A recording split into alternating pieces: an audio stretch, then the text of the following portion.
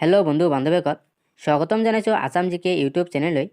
আজি আপোনালোকৰ বাবে 40+ MCQ কুৱেশ্যন লৈ আহিছোঁ। আজিৰ প্ৰথম কুৱেশ্যনটো হৈছে, সংস্কৃত ভাষাৰ জন্ম কেতিয়া হৈছিল? ইয়াৰে অপশ্যন 4টা দিয়া আছে। অষ্টম শতিকাত, ঋগ্বেদৰ ৰচনাৰ সময়ত, অথৰ্ববেদৰ ৰচনাৰ সময়ত আৰু আদিম যুগত। ইয়াৰে ভিতৰত কাৰেক্ট এনচাৰটি হ'ব অপশ্যন বিটো, ঋগ্বেদৰ ৰচনাৰ সময়ত। বন্ধুসকল, ঋগ্বেদৰ ৰচনাৰ সময়ত সংস্কৃত ভাষাৰ জন্ম হৈছিল। নেক্সট কুৱেশ্যনটো হৈছে, প্ৰাচীনতম সংস্কৃত অভিধানখনৰ নাম কি? অপশ্যন দিয়া আছে অমৰকোষ, ৰত্ন সাহিত্য, ৰত্নকোষ আৰু সংস্কৃত জ্ঞানম। ইয়াৰে ভিতৰত কাৰেক্ট এনচাৰটি হ'ব অপশ্যন এটো, অমৰকোষ। বন্ধুসকল, প্ৰাচীনতম সংস্কৃত অভিধানখনৰ নাম হ'ল অমৰকোষ। অমৰকোষ আছিল প্ৰাচীনতম সংস্কৃত অভিধান। নেক্সট কুৱেশ্যনটো হৈছে, বিশ্বৰ দীৰ্ঘতম মহাকাব্য মহাভাৰতৰ গ্ৰন্থকাৰ কোন আছিল? বন্ধুসকল, মহাভাৰতৰ গ্ৰন্থকাৰ কোন? অপশ্যন দিয়া আছে বাল্মীকি, কালিদাস, মহৰ্ষি বেদব্যাস আৰু বৰাহ মিহিৰ। ইয়াৰে ভিতৰত কাৰেক্ট এনচাৰটি হ'ব অপশ্যন চিটো, মহৰ্ষি বেদব্যাস। বন্ধুসকল, মহৰ্ষি বেদব্যাসে মহাভাৰত গ্ৰন্থখন ৰচনা কৰিছিল। নেক্সট কুৱেশ্যনটো হৈছে, হিন্দু ধৰ্মৰ পুৰণি মহাকাব্য ৰামায়ণ কোনে লিখিছিল? বন্ধুসকল, অপশ্যন দিয়া আছে বাল্মীকি, কালিদাস, মহৰ্ষি বেদব্যাস আৰু বৰাহ মিহিৰ। ইয়াৰে ভিতৰত কাৰেক্ট এনচাৰটি হ'ব অপশ্যন এটো, বাল্মীকি।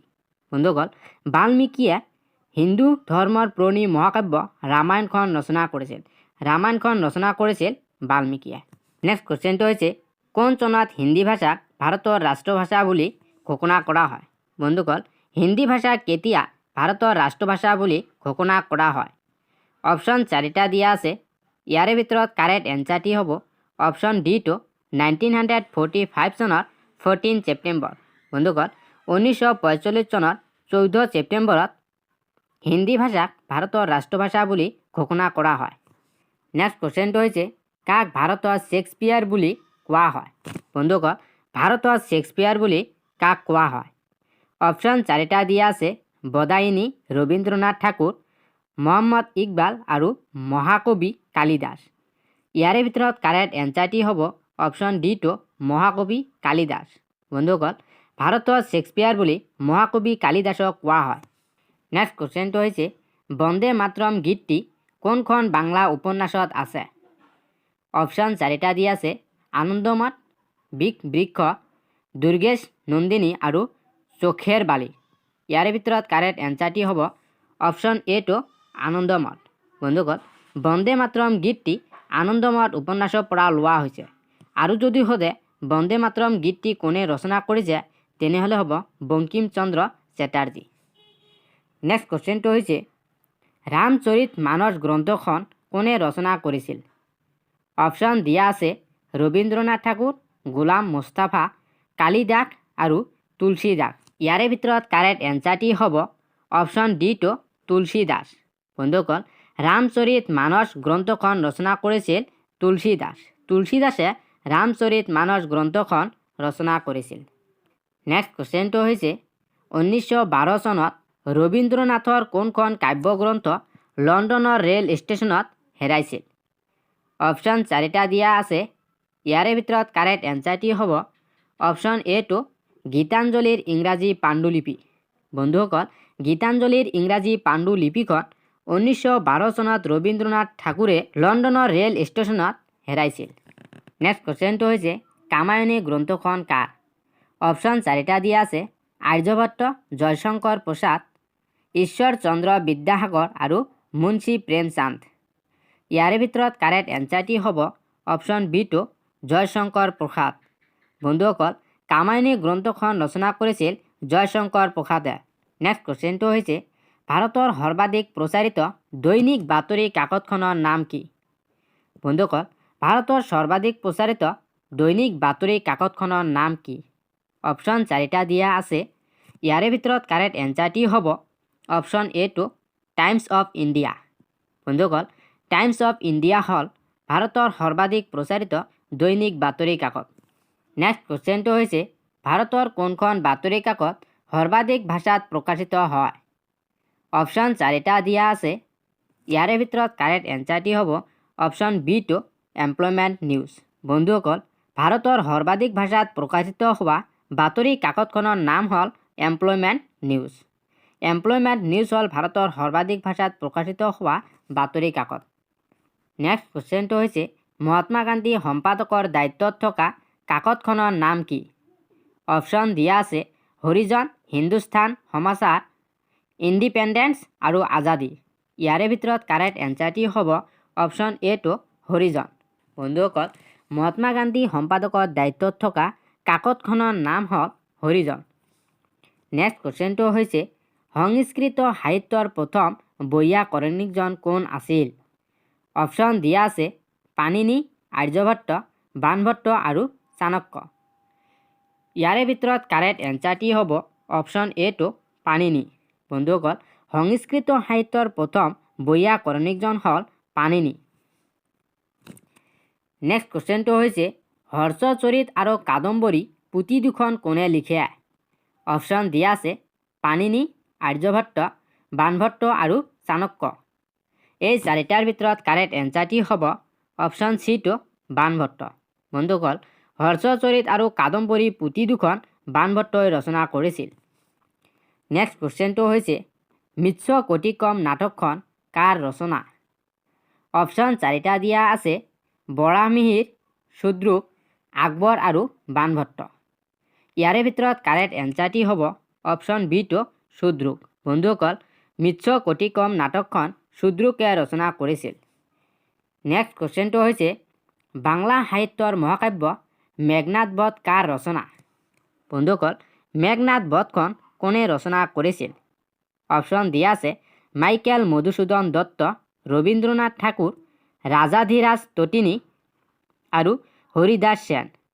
ইয়াৰে ভিতৰত কাৰেক্ট এনচাৰটি হ'ব অপশ্যন এটো মাইকেল মধুসূদন দত্ত। বন্ধুসকল, বাংলা সাহিত্যৰ মহাকাব্য মেঘনাদ বধখন মাইকেল মধুসূদন দত্তই ৰচনা কৰিছিল।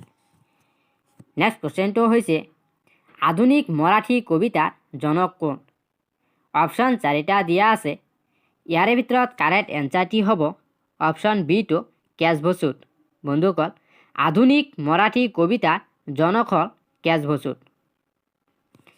নেক্সট কুৱেশ্যনটো হৈছে সাৰে জাহা সে আচ্ছা গীতটোৰ ৰচক কোন? অপশ্যন দিয়া আছে নজৰুল ইছলাম, ৰবীন্দ্ৰনাথ ঠাকুৰ, মহম্মদ ইকবাল আৰু গোলাম মুস্তাফা। ইয়াৰে ভিতৰত কাৰেক্ট এনচাৰটি হ'ব অপশ্যন চিটো মহম্মদ ইকবাল। বন্ধুসকল, সাৰে জাহা সে আচ্ছা গীতটোৰ ৰচক হ'ল মহম্মদ ইকবাল। নেক্সট কুৱেশ্যনটো হৈছে ৰামায়ণখন পাৰ্চী ভাষালৈ কোনে অনুবাদ কৰিছিল? অপশ্যন দিয়া আছে বদায়নী, ৰবীন্দ্ৰনাথ ঠাকুৰ, মহম্মদ ইকবাল আৰু গোলাম মুস্তাফা। ইয়াৰে ভিতৰত কাৰেক্ট এনচাৰটি হ'ব অপশ্যন এটো বদায়নী। বন্ধুসকল, ৰামায়ণখন পাৰ্চী ভাষালৈ অনুবাদ কৰিছিল বদায়নী। বদায়নীয়ে ৰামায়ণখন পাৰ্চী ভাষালৈ অনুবাদ কৰিছিল। নেক্সট কুৱেশ্যনটো হৈছে হিমালয় বিজয়ী তেনজিং নৰগেৰ আত্মজীৱনীখনৰ নাম কি? অপশ্যন দিয়া আছে my life, on the peak of the Himalaya, tiger of the snow আৰু দ্য হেইট। ইয়াৰে ভিতৰত কাৰেক্ট এনচাৰটি হ'ব অপশ্যন চিটো টাইগাৰ অৱ দ্য স্নো। বন্ধুসকল, হিমালয় বিজয়ী তেনজিং নৰগেৰ আত্মজীৱনীখনৰ নাম হ'ল tiger of the snow. Next কুৱেশ্যনটো হৈছে আধুনিক তেলেগু সাহিত্যৰ পিতৃস্বৰূপ ব্যক্তিজন কোন? অপশ্যন চাৰিটা আছে। ইয়াৰে ভিতৰত কাৰেক্ট এনচাৰটি হ'ব অপশ্যন এটো বীৰ চলিংগম পণ্টুল। বন্ধুসকল, বীৰ চলিংগম পণ্টুলে আধুনিক তেলেগু সাহিত্যৰ পিতৃস্বৰূপ বুলি কোৱা হয়। আধুনিক সাহিত্যৰ পিতৃস্বৰূপ বুলি বীৰ চলিংগম পণ্টুলক কোৱা হয়। নেক্সট কুৱেশ্যনটো হৈছে প্ৰথম মহান চুফী কবিগৰাকী কোন? অপশ্যন চাৰিটা আছে চুফী মুহাম্মদ, কোৱাজী কোৱাজেন, ইলতুৎমিছ আৰু ইবন বটুতা। ইয়াৰে ভিতৰত কাৰেক্ট এনচাৰটি হ'ব অপশ্যন বিটো কোৱাজী কোৱাজেন। বন্ধুসকল, কোৱাজী কোৱাজেন আছিল প্ৰথম চুফী কবি। প্ৰথম চুফী কবিগৰাকী আছিল কোৱাজী কোৱাজেন। নেক্সট কুৱেশ্যনটো হৈছে কাক উৰিষ্যাৰ বেশ বুলি কোৱা হয়? অপশ্যন চাৰিটা আছে। ইয়াৰে ভিতৰত কাৰেক্ট এনচাৰটি হ'ব অপশ্যন ডিটো হৰলা দাস। বন্ধুসকল, হৰলা দাসক উৰিষ্যাৰ বেশ বুলি কোৱা হয়। উৰিষ্যাৰ বেগ বুলি সৰলা দাসক কোৱা হয়। নেক্সট কুৱেশ্যনটো হৈছে কোনখন পুথিৰ বাবে ৰবীন্দ্ৰনাথ ঠাকুৰে নোবেল বঁটা লাভ কৰিছিল? অপশ্যন দিয়া আছে আনন্দমঠ, বৃক্ষ, গীতাঞ্জলি আৰু চোখেৰ বালি। ইয়াৰে ভিতৰত কাৰেক্ট এনচাৰটি হ'ব অপশ্যন চিটো গীতাঞ্জলি। বন্ধুসকল, গীতাঞ্জলি পুথিৰ বাবে ৰবীন্দ্ৰনাথ ঠাকুৰে নোবেল বঁটা লাভ কৰিছিল। নেক্সট কুৱেশ্যনটো হৈছে পণ্ডিত ৰবি শংকৰে ৰচনা কৰা কিতাপখনৰ নাম কি? অপশ্যন 4টা আছে। ইয়াৰে ভিতৰত কাৰেক্ট এনচাৰটি হ'ব my music my life. Option চিটো হ'ব correct answer my music my life. Pandit Ravi শংকৰে ৰচনা কৰা কিতাপখনৰ নাম হ'ল my music my life. Next কুৱেশ্যনটো হৈছে আনন্দমঠৰ গ্ৰন্থকাৰ কোন? বন্ধুসকল, আনন্দমঠ গ্ৰন্থখন কোনে ৰচনা কৰিছিল? অপশ্যন 4টা দিয়া আছে।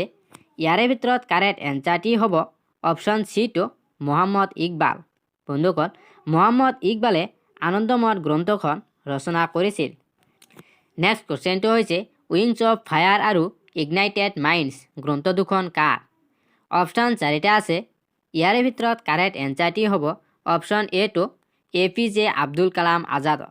বন্ধুসকল, APJ আব্দুল কালাম আজাদে উইংছ অফ ফায়াৰ আৰু ইগনাইটেড মাইণ্ডছ গ্ৰন্থ দুখন ৰচনা কৰিছিল। নেক্সট কুৱেশ্যনটো হৈছে জ্ঞানপীঠ বঁটা বিজয়ী প্ৰথম ভাৰতীয় মহিলাগৰাকী কোন? অপশ্যন 4টা আছে। ইয়াৰে ভিতৰত কাৰেক্ট এনচাৰটি হ'ব অপশ্যন এটো আশাপূৰ্ণা দেৱী। বন্ধুসকল, আশাপূৰ্ণা দেৱী আছিল জ্ঞানপীঠ বঁটা বিজয়ী প্ৰথম ভাৰতীয় মহিলা। জ্ঞানপীঠ বঁটা বিজয়ী প্ৰথম ভাৰতীয় মহিলা হ'ল আশাপূৰ্ণা দেৱী। নেক্সট কুৱেশ্যনটো হৈছে সাহিত্য ক্ষেত্ৰত ভাৰতৰ সৰ্বোচ্চ পুৰস্কাৰ কোনটো? অপশ্যন 4টা দিয়া আছে। ইয়াৰে ভিতৰত কাৰেক্ট এনচাৰটি হ'ব অপশ্যন এটো জ্ঞানপীঠ বঁটা। বন্ধুসকল, সাহিত্যৰ ক্ষেত্ৰত ভাৰতৰ সৰ্বোচ্চ পুৰস্কাৰটো হ'ল জ্ঞানপীঠ বঁটা। নেক্সট কুৱেশ্যনটো হৈছে ৰবীন্দ্ৰনাথ ঠাকুৰৰ গীতাঞ্জলিৰ ইংৰাজী সংস্কৰণৰ পাতনি কোনে লিখিছিল? অপশ্যন 4টা আছে। ইয়াৰে ভিতৰত কাৰেক্ট এনচাৰটি হ'ব অপশ্যন ডিটো ইয়েটছ। বন্ধুসকল, ৰবীন্দ্ৰনাথ ঠাকুৰৰ গীতাঞ্জলিৰ ইংৰাজী সংস্কৰণৰ পাতনি ইয়েটছে লিখিছিল। নেক্সট কুৱেশ্যনটো হৈছে ৰবীন্দ্ৰনাথক প্ৰথমে কোনে গুৰুদেৱ কোনে সম্বোধন কৰিছিল? বন্ধুসকল, ৰবীন্দ্ৰনাথ ঠাকুৰক প্ৰথমতে কোনে গুৰুদেৱ সম্বোধন কৰিছিল? অপশ্যন 4টা আছে। ইয়াৰে ভিতৰত কাৰেক্ট এনচাৰটি হ'ব অপশ্যন বিটো মহাত্মা গান্ধী। বন্ধুসকল, মহাত্মা গান্ধীয়ে প্ৰথমতে ৰবীন্দ্ৰনাথ ঠাকুৰক গুৰুদেৱ সম্বোধন কৰিছিল। নেক্সট কুৱেশ্যনটো হৈছে ৰবীন্দ্ৰনাথ ঠাকুৰক কোনে বিশ্বকবি সন্মান যাচিছিল? অপশ্যন 4টা আছে। ইয়াৰে ভিতৰত কাৰেক্ট এনচাৰটি হ'ব অপশ্যন এটো ব্ৰহ্ম বান্ধৱ উপাধ্যায়। বন্ধুসকল, ব্ৰহ্ম বান্ধৱ উপাধ্যায়ে ৰবীন্দ্ৰনাথ ঠাকুৰক বিশ্বকবি সন্মান যাচিছিল। নেক্সট কুৱেশ্যনটো হৈছে ৰবীন্দ্ৰনাথ ঠাকুৰৰ প্ৰথম কাব্য গ্ৰন্থখনৰ নাম কি? অপশ্যন 4টা আছে। ইয়াৰে ভিতৰত কাৰেক্ট এনচাৰটি হ'ব অপশ্যন বিটো কবি কাহিনী। বন্ধুসকল, ৰবীন্দ্ৰনাথ ঠাকুৰৰ প্ৰথম কাব্য গ্ৰন্থখনৰ নাম হ'ল কবি কাহিনী। নেক্সট কুৱেশ্যনটো হৈছে কোনখন গ্ৰন্থৰ বাবে ৰবীন্দ্ৰনাথ ঠাকুৰে সাহিত্যৰ নোবেল বঁটা লাভ কৰিছিল? অপশ্যন 4টা আছে। ইয়াৰে ভিতৰত কাৰেক্ট এনচাৰটি হ'ব অপশ্যন ডিটো গীতাঞ্জলি। বন্ধুসকল, ৰবীন্দ্ৰনাথ ঠাকুৰে সাহিত্যৰ নোবেল বঁটা লাভ কৰিছিল গীতাঞ্জলি গ্ৰন্থৰ বাবে। গীতাঞ্জলি গ্ৰন্থখনৰ বাবে ৰবীন্দ্ৰনাথ ঠাকুৰে সাহিত্যৰ নোবেল বঁটা লাভ কৰিছিল। নেক্সট কুৱেশ্যনটো হৈছে ৰবীন্দ্ৰনাথ ঠাকুৰে কেতিয়া ভাৰতৰ জাতীয় সংগীত জন গণ মন অধিনায়ক ৰচনা কৰিছিল? জন গণ মন অধিনায়ক কেতিয়া ৰচনা কৰিছিল? অপশ্যন 4টা আছে। ইয়াৰে ভিতৰত কাৰেক্ট এনচাৰটি হ'ব অপশ্যন বিটো 1911 চনত। বন্ধুসকল, 1911 চনত ৰবীন্দ্ৰনাথ ঠাকুৰে জন গণ মন অধিনায়ক ৰচনা কৰিছিল। নেক্সট কুৱেশ্যনটো হৈছে বংকিম চন্দ্ৰই লিখা একমাত্ৰ ইংৰাজী উপন্যাসখনৰ নাম কি? বন্ধুসকল, বংকিম চন্দ্ৰই লিখা একমাত্ৰ ইংৰাজী উপন্যাসখনৰ নাম কি? অপশ্যন 4টা আছে। ইয়াৰে ভিতৰত কাৰেক্ট এনচাৰটি হ'ব অপশ্যন চিটো the husband's wife. The husband's wife আছিল বঙ্কিমচন্দ্ৰই লিখা একমাত্ৰ ইংৰাজী উপন্যাস?